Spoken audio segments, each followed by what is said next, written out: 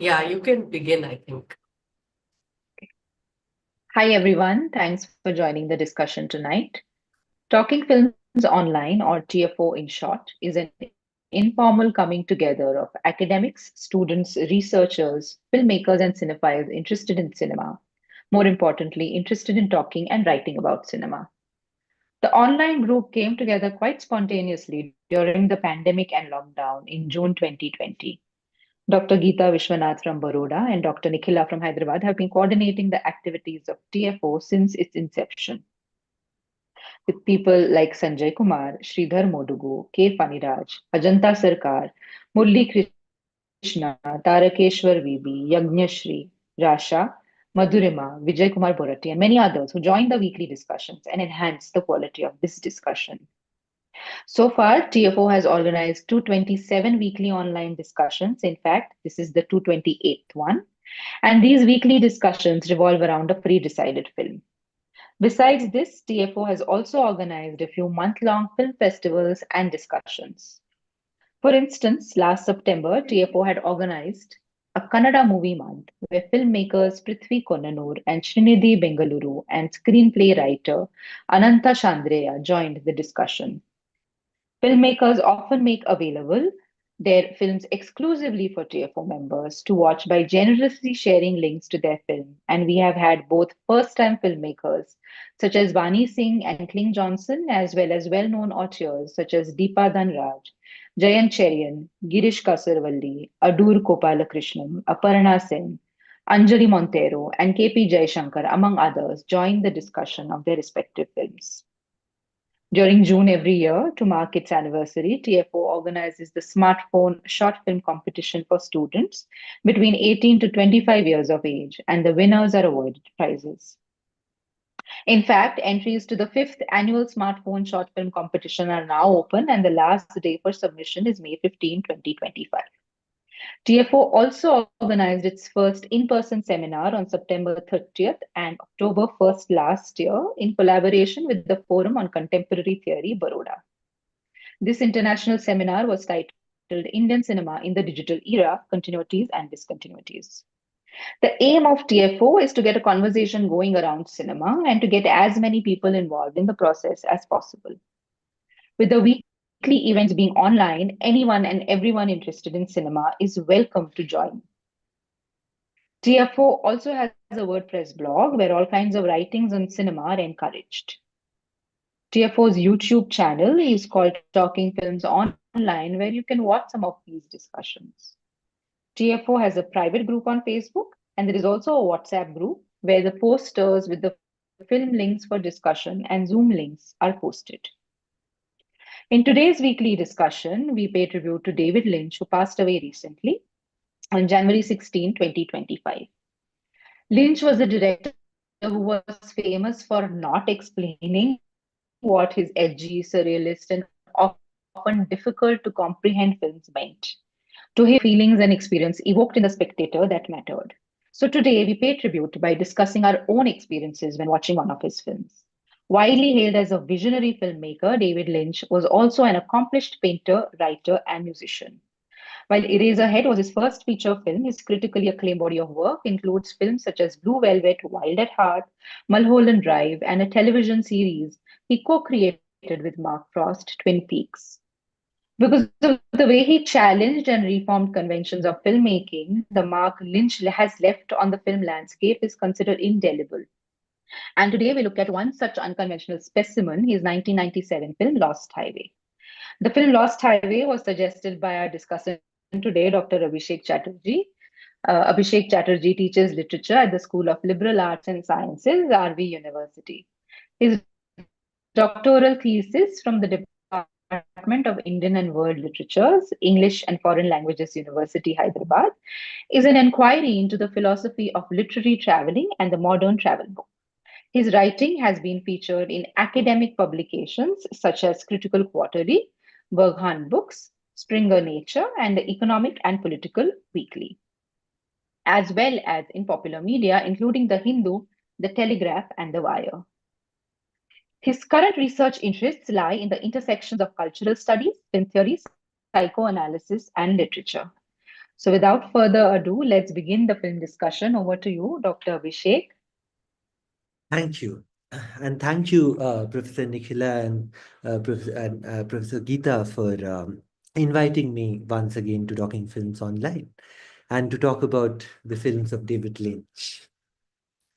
So, cinema has never quite known somebody like David Lynch. And as you rightly introduced him, his film Eraserhead introduced this Lynchian aesthetic. And then, of course, there was this follow-up, The Elephant Man, which brought him mainstream recognition. And then there was this brief compromised foray into blockbuster filmmaking with Dune in 1984, which sort of reinforced his distrust of studio interference. And this prompted a return to personal, author-driven cinema with Blue Velvet in 1986. So the 1990s saw Lynch branch out into television with Twin Peaks, and there were two seasons, which was genre-defying. It arguably laid the foundation for later prestige television in the 2010s. So that show was abruptly cancelled, and which led to him making a Twin Peaks film, a prequel to the show, Twin Peaks Walk Fire with Me, which was terribly received and which has since then attained the status of a cult classic. But back then it was terribly received, and his disillusionment in some way was channeled to making this film, Lost Highway, which also is a film in the wake of the O.J. Simpson case. So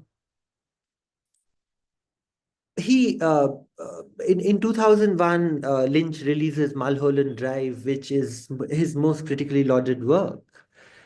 And Lost Highway, Mulholland Drive, and the 2006 film Inland Empire, they form this Hollywood trilogy of David Lynch, which I will talk more about. So Lynch's work obviously resists easy interpretations. But that Lynch is a surrealist allows us to frame his work within the broader artistic movement of modernism. And Lost Highway certainly evokes the central modernist literary text in English literature, The Wasteland for poetry and Ulysses for the novel. Both published in 1922, a year that effectively ends English literature. From then on, the greatest writers and poets are from outside England. So the artistic era of modernism emerges with the invention of the cinematic lens, the objectif, as literature and art struggle to compete with the cinematic lens in the early 20th century. It challenged the dominant aesthetic of 19th century realism, especially in the novel. In response, modernism is essentially inter-art, and David Lynch is also a painter. So in response, what happens is literature and painting become abstract and fragmented. We have surrealism, cubism, fauvism, and so on. This tension between the interiority of literature and the evolving form of film is evident in the 1913 silent, absolutely brilliant film called Atlantis, which is this adaptation of this 1912 modernist work. So with modernist novel, film also had to evolve and make way for interiority, to depict interiority. So, literature and film, therefore, influence each other within modernism, creating an anxiety that proves extremely creative. There's also the theme of metamorphosis, which is central to modernism, encapsulated in modernism's imperative to make things new. In The Wasteland, metamorphosis is arrested. The old world is dying, yet the new one struggles to be born. In Ulysses, Odysseus is reimagined as Leopold Bloom, a cuckolded and impotent figure, much like our Fred Madison, who is the doomed saxophonist in Lynch's Lost Highway. The theme, of course, also resonates with Kafka's Metamorphosis. So in 1921, Jesse Weston published From Ritual to Romance, tracing the origins of the Grail legend and the ancient fertility rituals, which depended on the symbolic sacrifice of a god, of a father. This underlying structure, with its themes of impotence, ritual death, and rebirth, pervades both early 20th century and late 20th century culture, particularly in the extended long 1990s, which is 1989 to the 9/11 attacks, which which arguably began in the late 80s at the tail end of the Reagan era. So Lynch, who was an admirer of Ronald Reagan, reflects this dynamic in Blue Velvet, where the American dream is ultimately restored at the end through a ridiculous scene of Robbins. And it is mediated through the ritual killing of Frank, the uncastrated father. So this motif, which blends mythology, violence, and the anxieties of late century America, becomes the hallmark of the turn of the century, turn of the millennium, Clinton era cinema.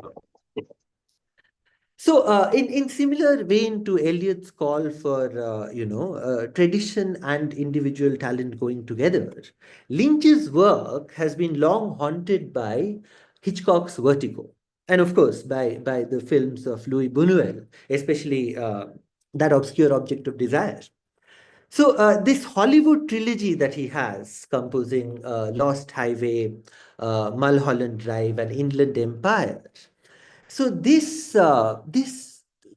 trilogy, especially beginning with Lost Highway, this explicitly foregrounds the fevered dream of vertigo. And the trilogy functions as this kind of chamber that remakes vertigo at a very molecular level. And its major narrative break surfaces as micro repetitions. So Mulholland Drive and Inland Empire continue this structure, with Inland Empire in 2006 being Lynch's last film. So I would also like to sort of offer an explanation why films in the late 90s are like this, in dream states. If you see films like Matrix, American Beauty, Vanilla Sky, they're all in some suspended kind of state, dream state. So the roots of this are there in the Reagan era.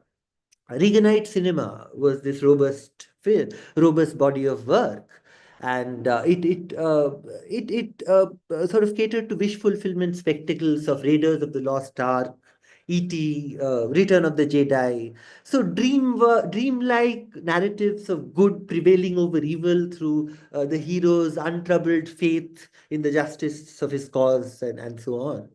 But with the fall of the Berlin Wall in 89, the US suddenly finds itself in an identity crisis. And so Francis Fukuyama famously declared that the Berlin Wall's collapse signified the end of history. So that end of history is confined to that lost decade, which is no longer the 20th century, yet not fully the 21st. It is the wasteland where the old is dying or cannot die and the new cannot be born. So the 1990s is that decade, which is dubbed as, modern interwar years, a life between two deaths, a holiday from history, and so on. So this collapse of the Berlin Wall triggered this identity crisis for America, because to an extent the Cold War had provided a source of moral clarity for Americans, especially for white American men. And its collapse left them deprived of assurances that, what kind of a world do they now inhabit? So apocalyptic films started coming. And And of course, the end of the Cold War was not only the cultural shift of the 1990s, just as American society was grappling with disintegration of established polar narratives of good versus evil, there were technological innovations like cloning, for example, virtual reality, 24-hour cable news, the internet, CGI cinematography, which further unsettles other binary distinctions and creates this sense of being in a dream between wakefulness and dream. So cultural commentators of the time described this shift as a fundamental mutation in the structure of reality itself. So if the cinema of the 1980s affirms the values of fantasy, technology, patriarchy, the cinema of the 90s reflects apocalyptic nightmares. Look at the highest grossing Hollywood films of the 90s, Jurassic Park, Titanic. So while the auteur cinema of the pre-Reagan era embraces the gritty realism of Godfather and Taxi Driver, and Reaganite cinema is characterized by fantastic unrealism. The cinema of the long 1990s adopts hyper-realism. And this is conveyed in various signature films like Pulp Fiction, Matrix, and Baudrillard himself downplays the Matrix as an illustration of hyper-reality, and he points out that other films have done it before that. The Truman Show, for example, Minority Report in 2002, Mulholland Drive, and of course, Lost Highway. So the hyperreal cinema of the 1990s positioned America as being in suspended animation, like a patient etherized upon a table, living in a fever dream. So our 1997 film, Lost Highway, also begins with this announcement of ritual murder of an uncastrated father with the extremely phallic first sentence, the opening line, Dick Laurent is dead. So Freud famously said in the interpretation of dreams that dreams are the royal road to the unconscious. So this is that kind of a highway. And David Lynch's films are often described as being oniric, marked by a dreamlike atmosphere. The term Lynchian has been identified as the juxtaposition of surreal and sinister elements with mundane, everyday environments. You know, the real, the Lacanian real lurking under the symbolic, the construction of symbolic reality. And you cannot look at the real unless it is mediated by fantasy. So Lynch's cinema as a whole may be termed as a kind of invitation to dream, both as a metaphor for the creative process and the potentially dreamlike effect on the viewers. So according to Freud, one of the primary functions of dreaming is to protect sleep from external interference. But how does this defense mechanism work? It works through the imaginary fulfillment of one's desires, right? So cinema also through fantasy in some way makes us believe that our desires are being fulfilled. And the problem, of course, is that dreams are also an apparatus of censorship. To allow us to sleep peacefully, they repress everything we do not wish to know about ourselves and our unconscious desires that might disturb the stability of our subject positions. Yet, as is the characteristic of the unconscious, the repressed always returns, often in distressing forms. Perhaps the most compelling analysis of cinematic repression and the return of the repressed is Siegfried Crosser's From Caligari to Hitler, where Crosser examines how films of the Weimar Republic in Germany foreshadowed the unconscious desire of the German bourgeoisie for a leader like Hitler, well before his rise to power. So, according to Crossier, German society, following the collapse of the German Empire, defeated in World War I, experienced a profound identity crisis, much like America in the 1990s. So, unable to enact real transformation, the German bourgeoisie at the turn of the century begin to neurotically and unconsciously long for a figure who will resolve all of this, the figure of a tyrant. And this figure of the tyrant comes up repeatedly in Lynch's films. I am going to engage with arguments by Slavoj Žižek in his monograph, The Art of the Ridiculous Sublime in Lost Highway, and Todd McGovern's paper on Lost Highway as a lesson in fantasy. So, what Todd McGovern says is that Lost Highway reveals the operations of fantasy by separating what the filmic narrative usually holds together. So, desire and fantasy are held together by the filmic narrative. Lost Highway separates it. So, in our experience of most films, the relationship between desire and fantasy seems seamless. We cannot readily pinpoint the precise moment when we pass from desire to fantasy, and that is the crucial difference here. Yeah, because fantasy is constantly at work, and fantasy is in fact the foundation of reality. So, through this stark visual divergence, where there is this metamorphosis that takes place, where this man turns into another man. So that stark visual divergence between the world of Fred and the world of Peter, Lynch sort of establishes them as realms of desire and fantasy. So the world of Fred is the realm of desire, and the world of Peter is the realm of fantasy. Fred's fantasy. So we see that their worlds are presented differently. Fred's world is dark, full of mystery, him not knowing what his desire is, which is actually the desire of his wife. He cannot know what it is. And Pete's world, who is a repeat of Fred, his world is full of bright light, more realistic furniture, a deeper depth of field. So Lynch shoots Peter's world in a much more traditional style than Fred's. So the fantasy world is shot in a more traditional style, and so this and Fred's world is just full of mystery. So, talking about the opening of the film when the credits come, so it is sort of it opens with a relationship of participatory anamorphosis between the spectator and the film body. You are as if you are some insect on that the windshield of that car, and there is no fade in. Instead, flashing yellow lines slice the screen in half.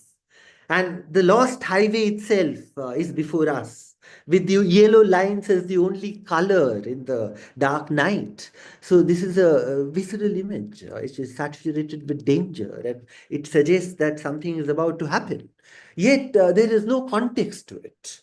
And so this scene exemplifies what Melissa McMahon describes as the long take as repetition, a repeated return. So when you focus on something for too long, it becomes uncanny.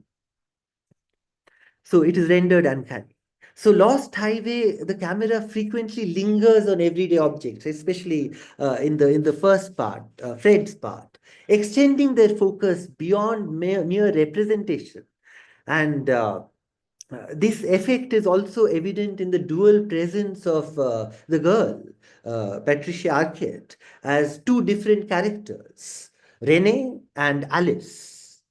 So, paralleling this opening's urgency, there is this sort of because when you are running. William James has this idea that we do not run because we are afraid. We are afraid because we are running. So when you are placed there to follow the direction of that car, it is that over familiarity. So there is also in this there are cover songs that are used, and cover songs act as some sort of an uncanny double. And most of these cover songs are in the second part, Pete's part, where Pete is a cover for Fred.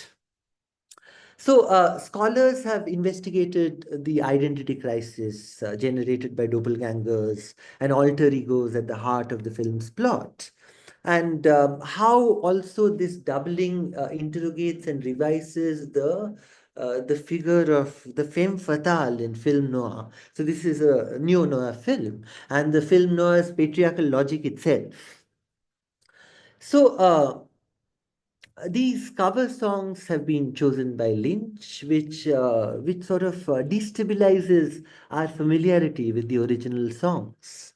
And there are songs like uh, I, I Put a Spell on You, which which is actually Jay Hawkins, but here it is sung by Marilyn Manson, this sort of monstrous figure who has been accused of many sexual depravities in recent times.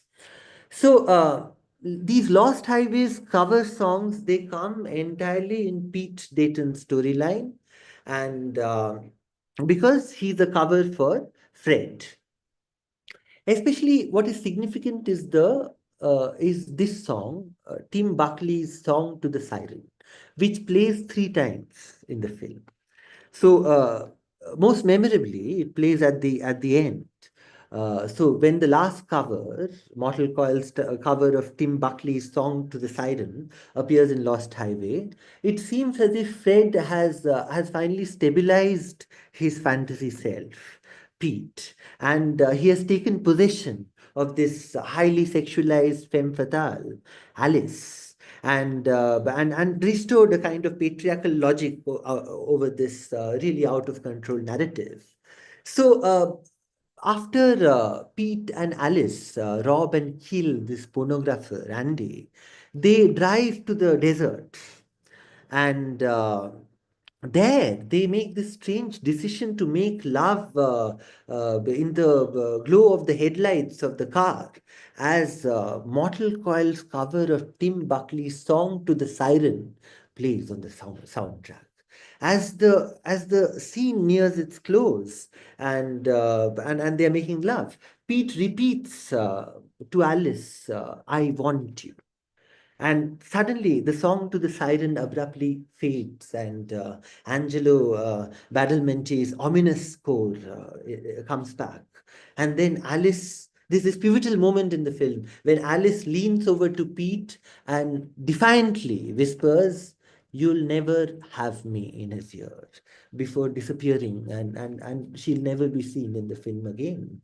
And at this moment, Pete Dayton is transformed back into Fred Madison. So, as McGowan notes, the style of the film changes completely in this scene to match Pete's sense of romantic accomplishment. So it becomes bright. This scene in this lovemaking scene in the desert, it is so bright that you can barely look at it. But then this moment of triumph is false, and a trap to instill a false sense of security into both Pete and into us viewers. And it destroys the fantasy, making this a true siren song. So this narrative sense in Hollywood storytelling, especially in the film noir, involves stripping the woman of her agency. So Lost Highway uses these cover songs to reject Hollywood's representations of femininity as male projection. So in saying that "you'll never have me," Alice rejects not only Pete, but also Fred's macho fantasy of Pete and the patriarchal logic governing it.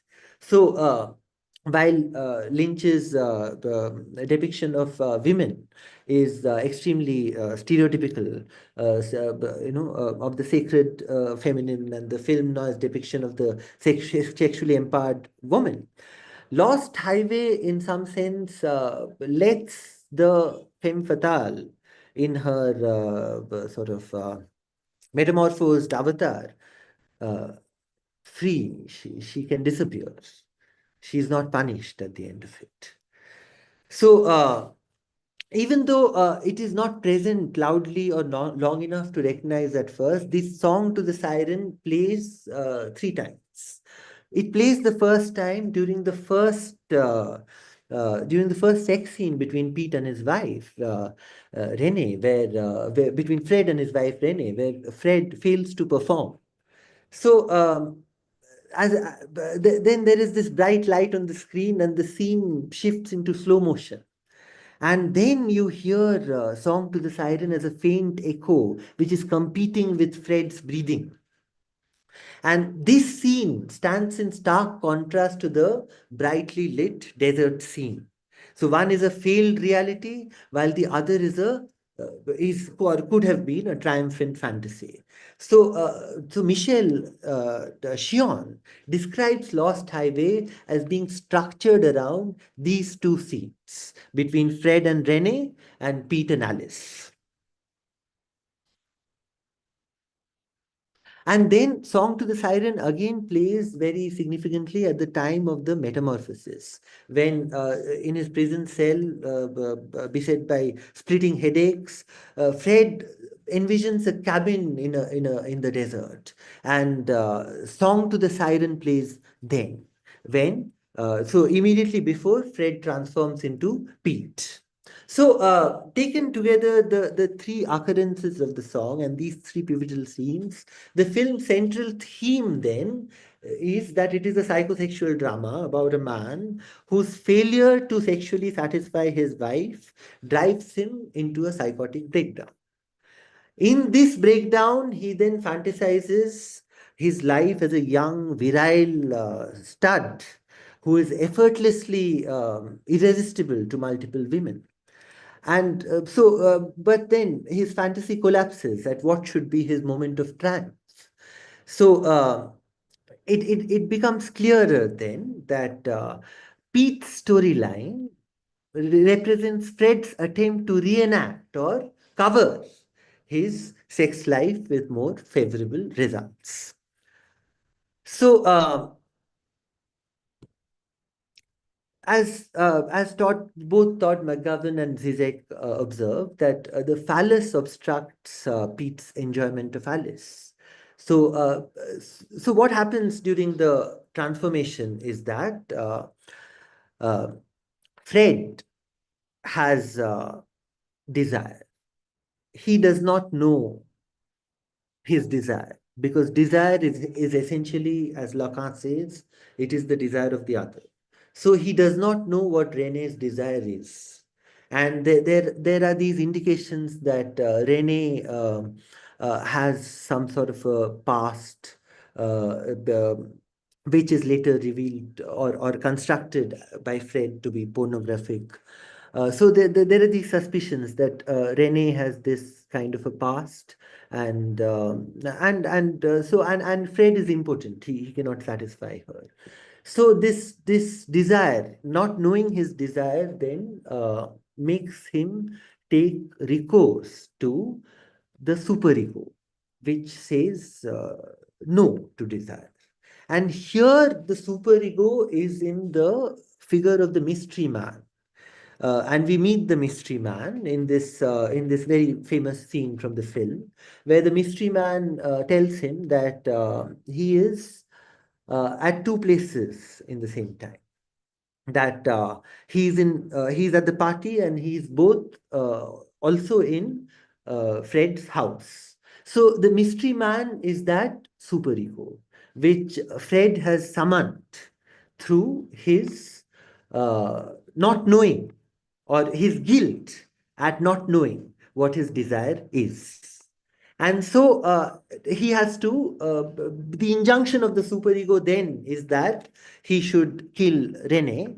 So that would end the desire. And ironically, we believe that superego has a moral function, but its function is sort of enabled through a sacrifice. So so he kills Rene, but then or he appears to kill Rene on in those videos that are sent to his home.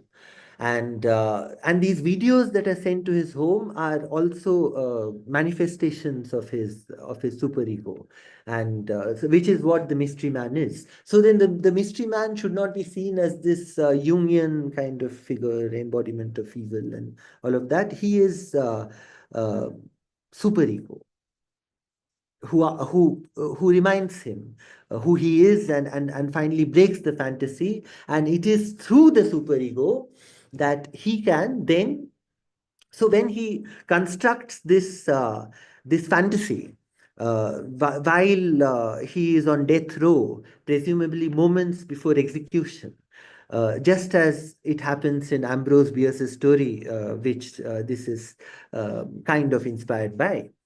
So there he undergoes this transformation. So there is this fantasy of this everything that he is not, a younger, more virile man who can control both the femme fatale and cars. So there he also constructs, because it is in fantasy, he constructs the father of the figure of a father who is Mr. Eddy, Dick Laurent, right? So Mr. Eddy then can be killed. Mr. Eddy can be killed because he has now developed the superego. So the superego sustains the father as an external barrier to the enjoyment of the fantasy object. And only when the fantasy dissolves entirely can the internalization of the father as superego be fully realized. So now this father figure that he has constructed in the form of this id monster who enforces the law, as we see in that remarkably violent tailgate scene. So he is asking people to follow the law. So he in his psychic apparatus he sort of creates this father figure who then will have to be ritually killed. Yeah. So it is only after he kills the father figure, it is only after Dick Laurent is killed that he realizes that the father does not really enjoy. So it is this you think that the other is enjoying, but he's a pornographer. He watches other people enjoy. So that is when he realizes that it is a sacrifice made in vain, and then he goes and gives the same message that the film started with to the intercom, that Dick Laurent is dead, that the uncastrated father is dead, and this is what it is. And then this motif is remade in Mulholland Drive and Inland Empire, which are serial repetitions. And of course, the mystery man, he evokes when he says that I don't go where I'm not invited, he evokes the figure of a vampire. And in this film of doubles, that this theme of doubles that defines Lost Highway, the mystery man, then the superego, the vampire, has no reflection. He has no double. So there are two tyrants here. One is the tyrant of the superego, and one is the tyrant who has been killed. So through its theme of the condemned man on death row, Lost Highway evokes Ambrose Bierce's short story, the remarkable short story, An Occurrence at Owl Creek Bridge, a 19th century short story. So Bierce is this 19th century Lynchian figure and compiler of the highly recommended The Devil's Dictionary. And so in the story, there is this man who is about to be hanged, and at the moment of the hanging, he constructs this fantasy where he has escaped and he's just going to be reunited with his wife. He's gone back home when suddenly the neck snaps, and it is revealed that it was all an illusion. However, at the end of Lost Highway, this crack of the neck never arrives. Unlike An Occurrence at Owl Creek Bridge or even Vertigo, the truth is never revealed. So there is this deleted scene from the original script that references this short story and hanging. which Lynch leaves out. So, lastly, while Lynch's Hollywood trilogy features graphic representations of violence, murder, there is no guilt or culpability or punishment. It's a whodunit, but there is no emphasis on who has really done it. The murders become completely secondary to the narrative. So, Lost Highway and Mulholland Drive can both be read as the fevered fantasies of murderers who are fleeing responsibility, right? But the films are not concerned with moral judgment as such. They are indeed concerned with what the body of the femme fatale can do. So, what is the relationship between these two women who are the same? So, Alice and Renee. So, if you look at their names, Renee in French means reborn, yeah? But she is not. She's the first one, and she belongs to the section of the film that has narrative primacy. However, Alice, who is supposed to represent, Rabbit Hole, Alice in Wonderland, and all of that. So, her world is actually the world of sense and not nonsense. She becomes the figure of sense. So, in Lynch's films, like in Blue Velvet, in Lost Highway, this construction of this father figure and his murder, this which paves the way for a kind of proper adjustment.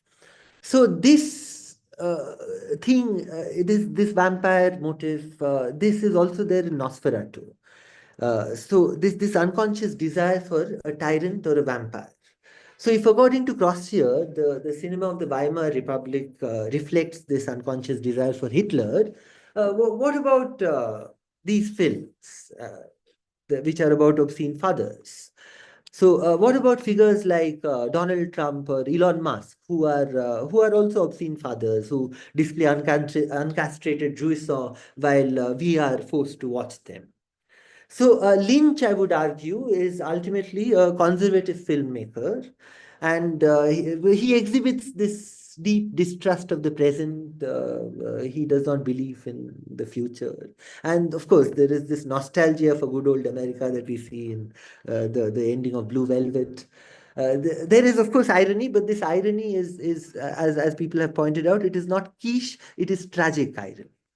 So and notably, there are no black people. I don't think Lynch has ever told a black story. So his the most representative of his conservative politics would be the film The Straight Story, which comes closest to a mainstream film about that encompasses his ideas of conservative art and politics. And Lynch has also been called Jimmy Stewart from Mars. And with the exception of The Elephant Man, which is in Victorian London, and Dune, which is science fiction, all of Lynch's films are in United States. And so Lynch then is a moralist who deeply believes in the American dream, but he also knows that it is suffused with an acknowledgement of a metaphysical kind of evil. So thank you. I'll stop here. Well, first of all, Abhishek, thank you so much for suggesting this film. It's the first David Lynch film I saw, and I didn't quite know what to make of it. And then I started reading about it, and I was really drawn in. And and also for your talk, which was just so wonderfully informative and interesting. You flagged so many points that seemed interesting and important at the same time.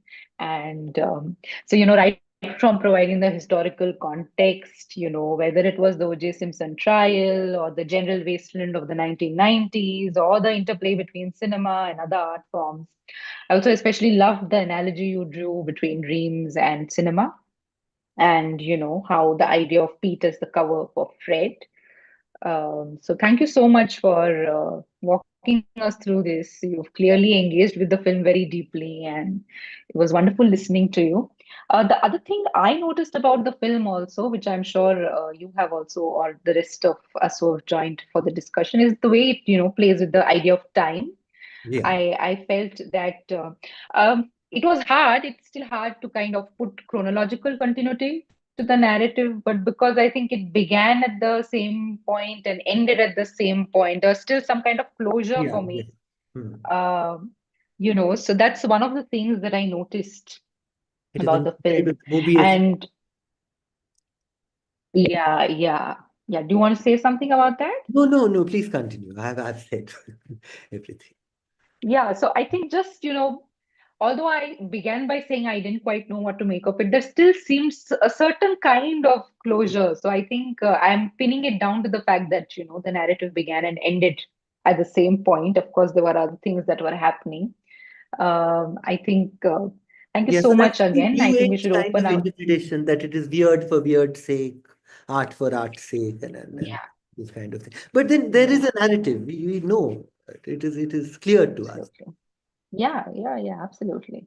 Yeah, so I think we should open out, the discussion to the rest of the participants or people who are in attendance now. I'm sure they'd love to pitch in because it was just such an interesting film.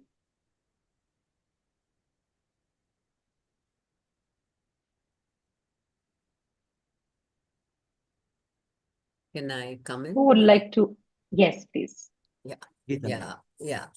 Thank you, Abhishek. That I don't know what to say because you seem to have, said it all. That was a wonderful introduction to the film and the discussion.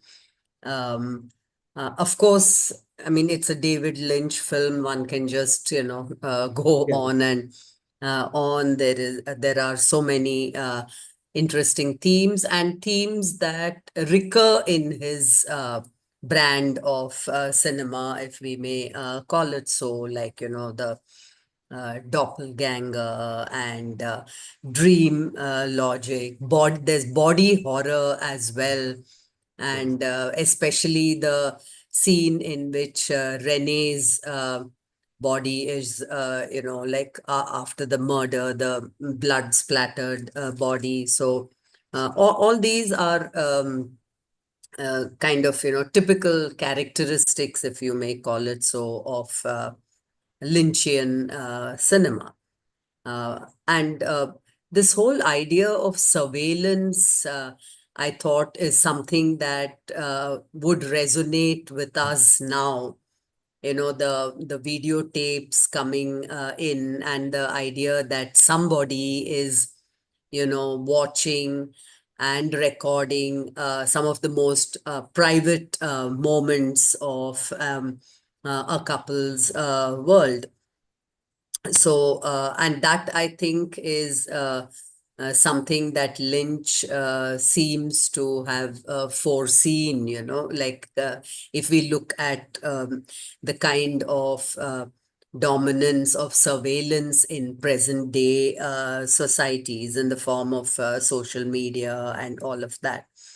And you have, of course, spoken so eloquently about music, so I really don't have anything more to add. But since Lunchtime. since I'm also a lover of music, I loved the way he combines both jazz as well as alternative industrial rock, and assigns each genre to each part of the character. Fred has jazz, and Pete has industrial, Yes. Yeah. industrial rock. So all that for me was really fascinating. Thank you very much. Thank you.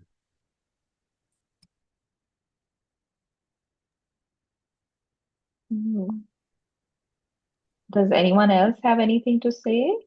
Yeah, just to keep the conversation going, I don't think it's a film that one can speak much about with one viewing.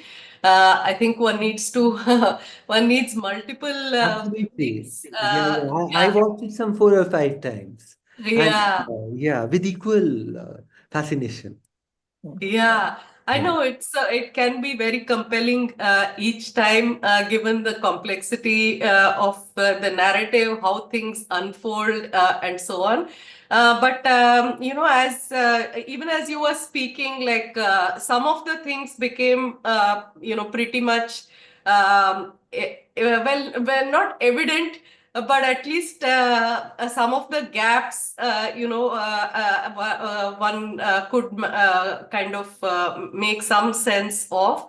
Particularly this idea of not only, I mean, a doubling of the characters, but also repetition in terms of actions.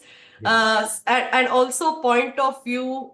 So something seen from the outside, and then something seen from the point of view of the character. So there are many moments which are kind of doubled in the course of the film. So that at the end of it, you start asking, so am I seeing what this character is seeing? So is that what I have been kind of taken along to view in the film? So the dreams which seem, I mean, to begin with, extraneous. So, Yeah. for instance, even the videos, which seem like an outside agency or somebody unknown who is doing it, and then it seems like this is a kind of, as you said, wish fulfillment, a kind of super ego moment of viewing something as if viewed by someone else. Yeah. So where you look at yourself through a third gaze. So all that I thought was, wonderfully well brought out in the film. And as you both of you, Pradnya, and you were talking about the chronology, I still haven't. I don't think I have quite understood the chronology of it. Is there? I mean, is it meant to have a linear, this and that, or as you said, a Mobius strip where you just keep, circling? So whose dream? Like you say, no, the butterfly living the Yes, dream yes. of the man, or the man living the dream of the butterfly. So something like that, Yeah. I thought was what is happening here, but very fascinating. I mean, you brought out the politics of the film also wonderfully well. This idea of wanting to possess the woman, the inability to, possess her, but also she's the mystery that has to be kind of unraveled. Yeah. The ability to do that, the questions on one's masculinity. I mean, the form is so overpowering that some of these questions you may completely miss Yes. because you're so constantly trying to make sense of what is happening most of the time. But then if you step back, so some of these really become very prominent in terms of what his quest is, the constant question mark. That seems to be there, the way in which he relates to her, the sense that he gives us that she is the suspect, whereas he is the suspect. Yeah. Yeah. So, yeah, so some of these I thought were very interesting when Fabian here said we should pay tribute to David Lynch on Talking Films Online. I think the challenge of a Lynchian film was what was one of the most attractive aspects of saying we should do it right away. But also, Abhishek, how wonderfully you have helped us make sense of the film at so many levels. So thank you very much. Thank you for giving me this opportunity. I really, yeah, I think I will now watch Twin Peaks. And also, there is this thing that he says when the cops visit their house, Fred Madison, that he does not own a video camera. He likes to think, remember things he in his own way, not necessarily like it happened. So yeah, so that is a very interesting thing, and that sort of indicates a kind of split within him because he's also the source of the tapes in some sense.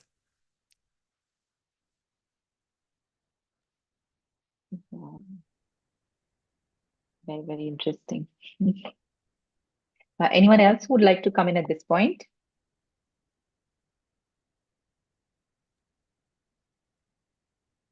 Yes, can you hear me? Yes, we Yeah. can hear you.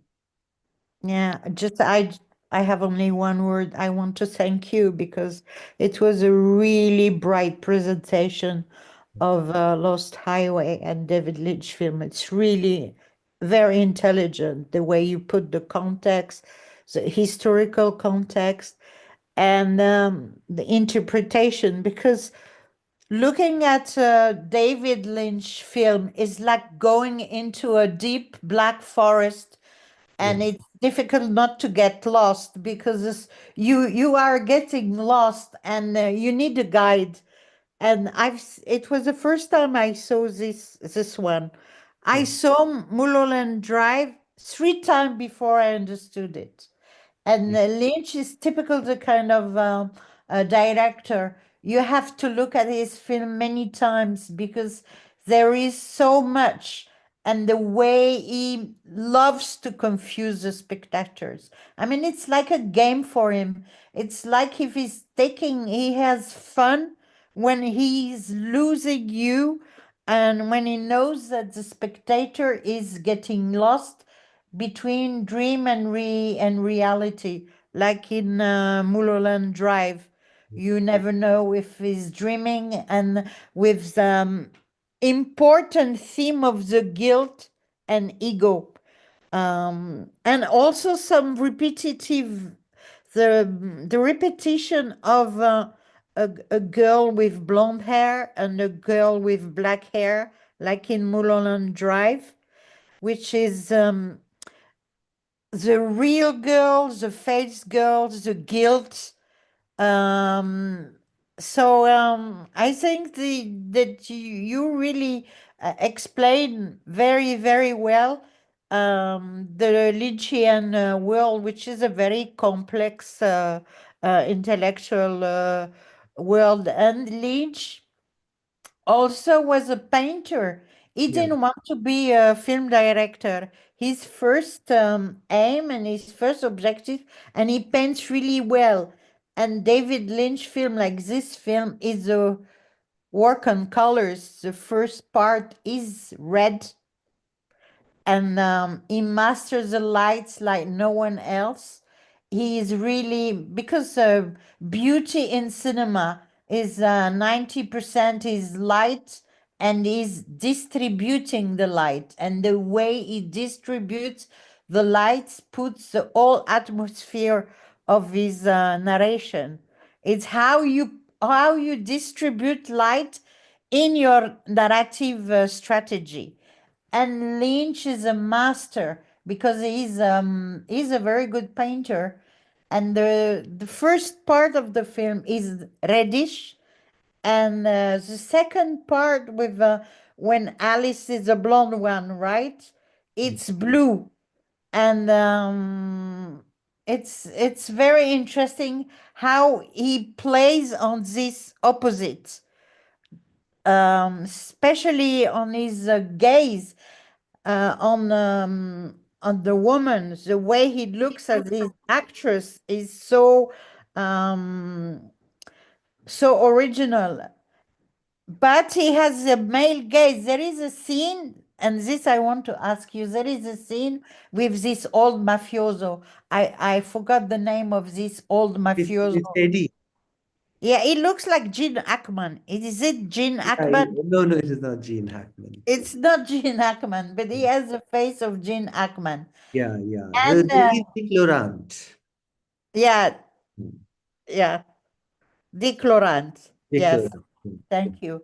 And there is this scene is very shocking, and Yeah. it's typical male, what we call a male gaze Yeah. in film theory. You know, he sits dressed, and the blonde Alice girl is undressed. It's very violent. But we are also occupying his perspective. It's an over-the-shoulder shot. So we are So complicit in some sense. how do you interpret this scene? Yeah. No, it's a very important scene. So it is. So this is one of the hellish places in Lynch, which are there in many of his films. This is pure hell, a place of excess enjoyment. This is how Zizek interprets it in his really fascinating monograph on the film, The Art of the Ridiculous Sublime, where this is a place of surplus enjoyment, pure hell, uh, where in some sense Alice has been completely demystified. He couldn't understand the mystery of Renee. It's like humiliating Marilyn Monroe. Yeah. And also the fact that she seems to be enjoying it, which Pete also asks her, and this is a part of the fantasy.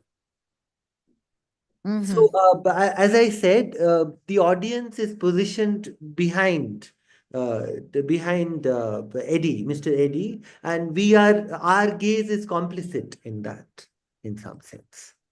So this is that pornographic scene, place of horror. This is the place of the primal scene, quite literally, which Mhm. is there in Lynch, which is also there in Blue Velvet. This Thank you. id monster, Yeah. completely Yeah, I know what you exhibiting mean. uncastrated jouissance. Mhm. Thank you. Thank you so much. Thank you again for giving us the opportunity to see this. Yeah. I will look it a second time. Yes. Yeah. Thank you so much. It watched, yes. Yeah, thank you for that, Fabian. I think I'm also going to watch it for the second time. I also read somewhere that there's, that he also has this trope of the Madonna and the whore, and how Renee and Yeah. Alice are These supposed to be. binaries. Yeah. Uh, it's a very simplistic world. Yeah, Yeah, which is in why some sense. conservatives love him. Liberals love him too, but conservatives love him. And I think in 2018 or something, he had made a remark on Trump, which Trump quoted. So he had said that Trump will go down as the greatest president of the United Oh, States because nobody has any intelligent response to him, which is okay. yeah. So, but Trump took that as praise, and he actually Wow, quoted David Lynch, and that's and a lot of conservative podcasters they celebrate Lynch and they mourn Lynch. So he has this conservative fan base because he is a moralist and he right, believes in the American dream. right.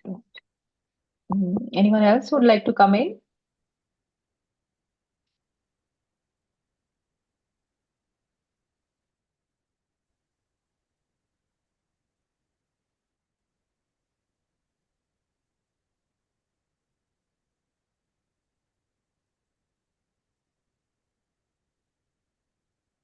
Mm,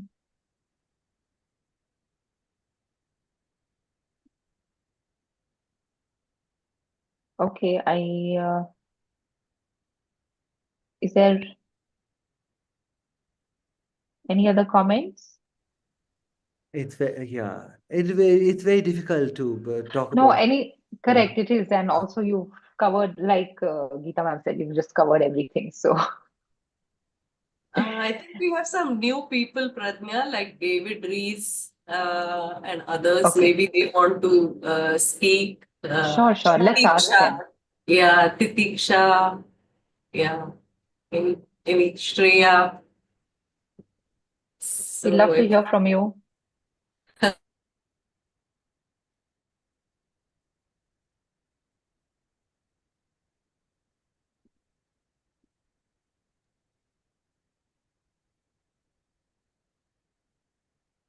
Would you like to come in, David Rees?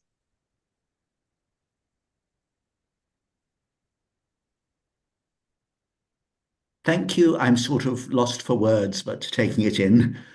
Right. But it has been, you have provided so much to think about. And particularly, I watched the film just before this talk, so it's all been Right. quite overwhelming. Yeah, Yeah, it is yeah. overwhelming Can experience. imagine. Yeah. I'm looking forward to taking a break from Lynch now. Oh, Yeah. I think Titiksha wants to say something. Am I audible now?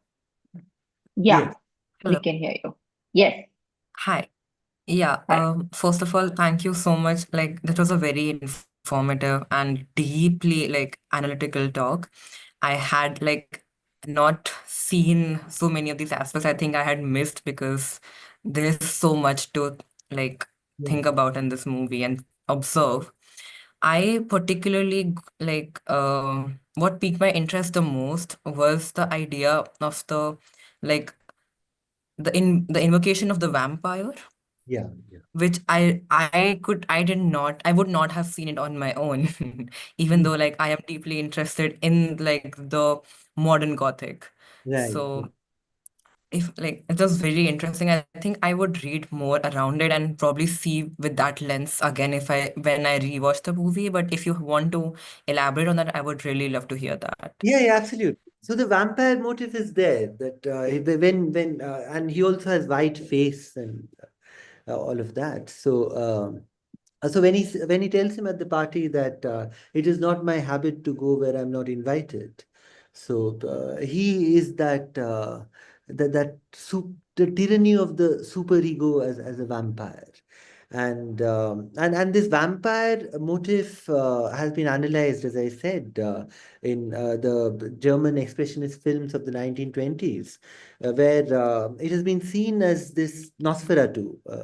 For example, has been seen as this unconscious motive of this impotent German bourgeoisie for a tyrant figure who will resolve all the problems and give them some stability.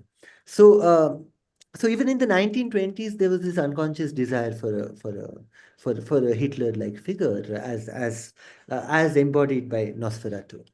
So, in that sense, this is a vampire figure, and he's very much there, and he has, because he's a vampire, because he will have no reflection. He has no double.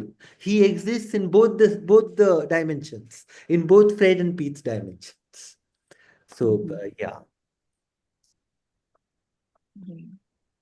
This vampire is himself, is Fred himself, is the dark side of himself.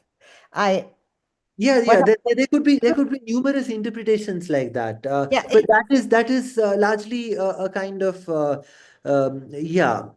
So you go into Jungian waters there, which I don't go to, but but yeah. So the in Lacanian terms, he's the superego in some sense in the Lacanian psychology. super ego, or I see the character more as schizophrenic. Ha. Yeah, but So, all that is there. and Because I know that- Lynch that's a is split obsessed sub. with schizophrenia.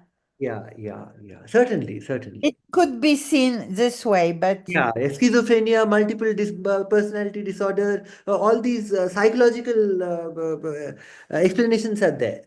But then, and for he's a director of mental disorders. mental disorders, well, yeah, yeah. And he also has some kind of aphasia, from what I have read. He distrusts speech, and he does not, as Pradnya pointed out, he does not like to analyze his films. So yeah. But then there is this new age kind of reading which depoliticizes it in some sense. I think the more political reading would be to see it as him as a split subject. Uh-huh. Yeah. It makes sense, yes.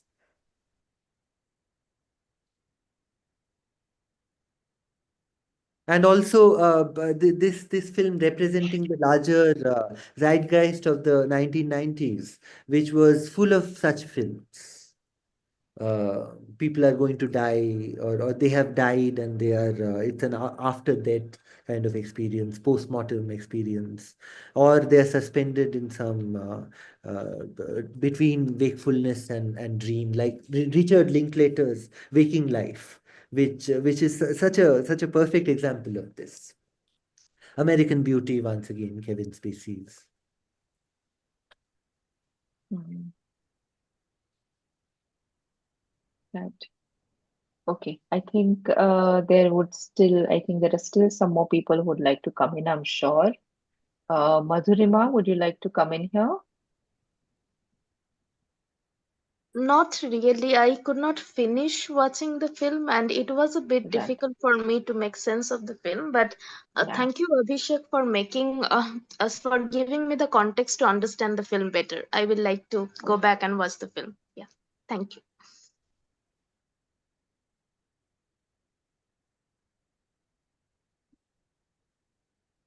Okay. Anyone else?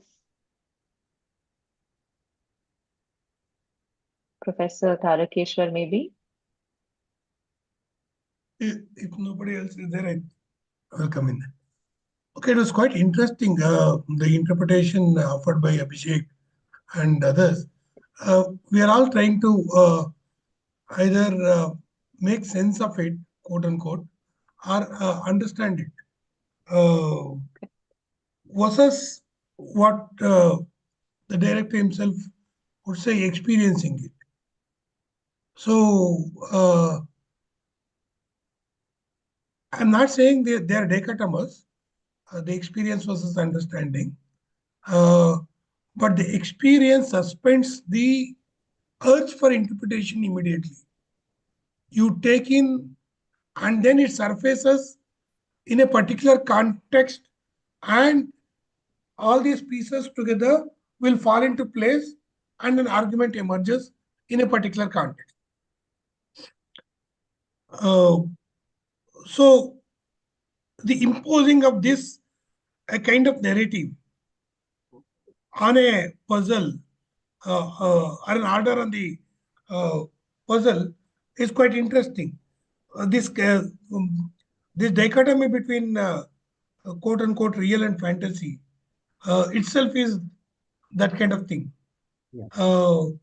When you call something as real, because we are all on the same page, we agree that this order should be imposed on the things around us, and this is the way we should all read it. When we want to say something as fantasy, which doesn't fit into this reading, we would like to eschew it, or we would like to give a kind of symbolic reading to it, or a kind of metaphoric reading to it, or we see it as a kind of literary device, which has other significations, not necessarily in the realistic mode.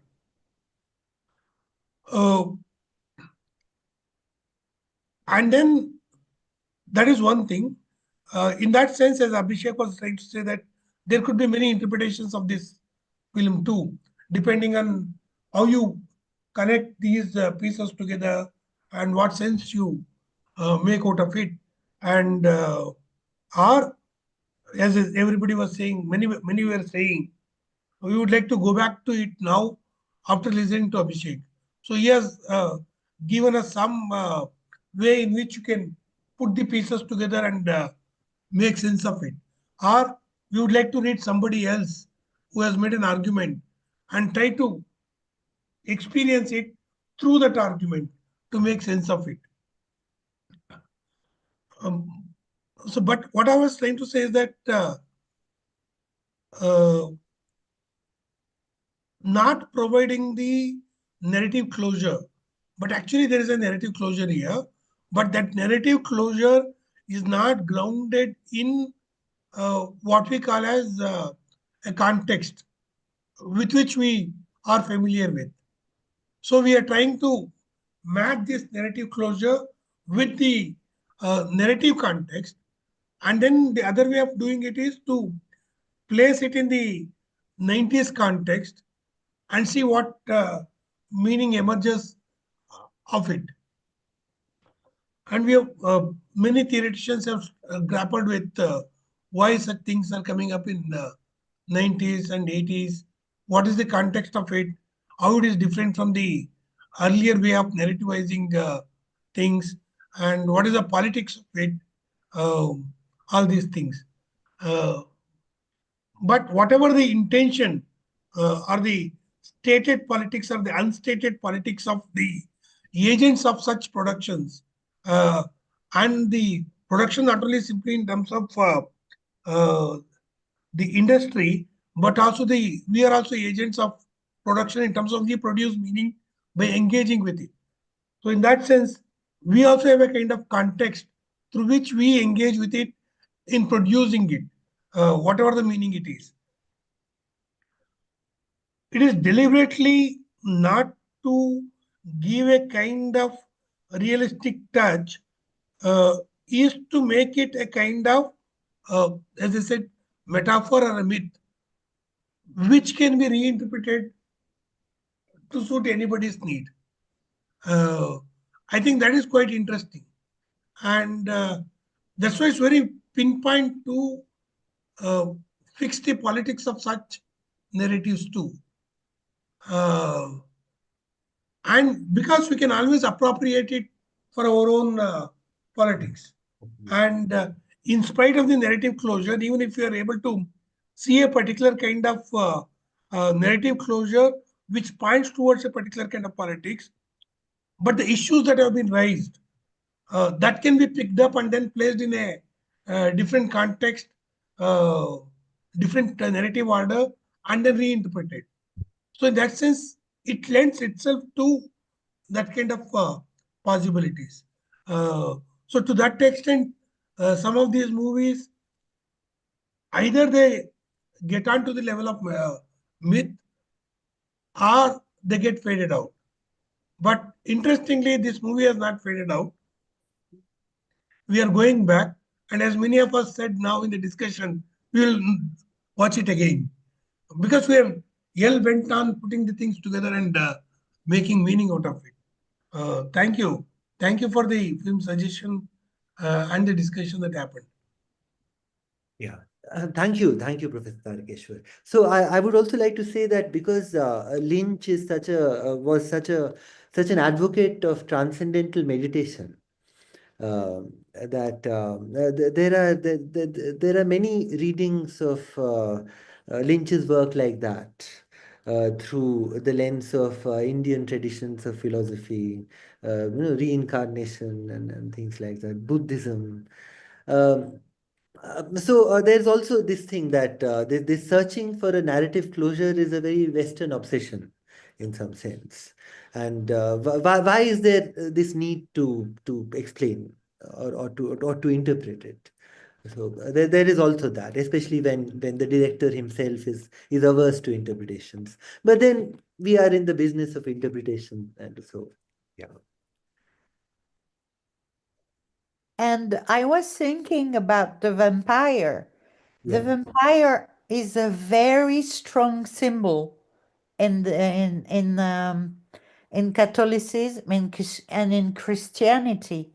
It's a symbol of immortality, forbidden love, and also something very interesting, rebellion and social abuse. And I was thinking it's a clue in the film because it could be the symbol of Hollywood, like Yeah, Mulholland Drive, yeah. like how Hollywood, the multi faces of Hollywood, with the lights of Hollywood, being a star, going crazy for being a star, and all the dramas going on Hollywood with all these people who fail in the cinematic world. If you go to Los Angeles, you go get the gas, you have failed actors everywhere. They work in McDonald's, they work everywhere. They tried to get a role and failed. And I think the vampire could be Hollywood taking the blood of the people there, because it was against the Hollywood system. And it's a Hollywood trilogy. You're very right. Yes. It could be. It could be. But it looks like I know that Lynch hated Hollywood Yeah. and loved Hollywood because he lived in Los Angeles. He lived in and Los Angeles went and to- Huh? yeah. And he also had such a Lynchian death. So while he was in his deathbed, he had to be carried out because of the wildfire. And he died outside his house. Yeah. Where did he die? So he could not die in his house. He had to be carried out because there was that wildfire there. Aha. Yeah, yeah. He died soon after. So he died while Hollywood was burning. Oh. Yeah. Oh, what a symbol. Yeah, yeah. Yeah, I didn't know that. I Yeah. mean, I didn't And he saw it while being taken out. Oh, that's interesting. Yeah, yeah, quite a Lynchian death. It's a Lynchian end.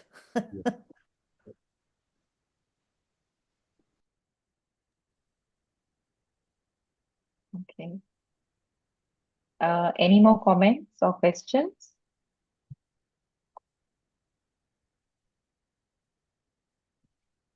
We could wait for a minute to see if anyone else has anything to say.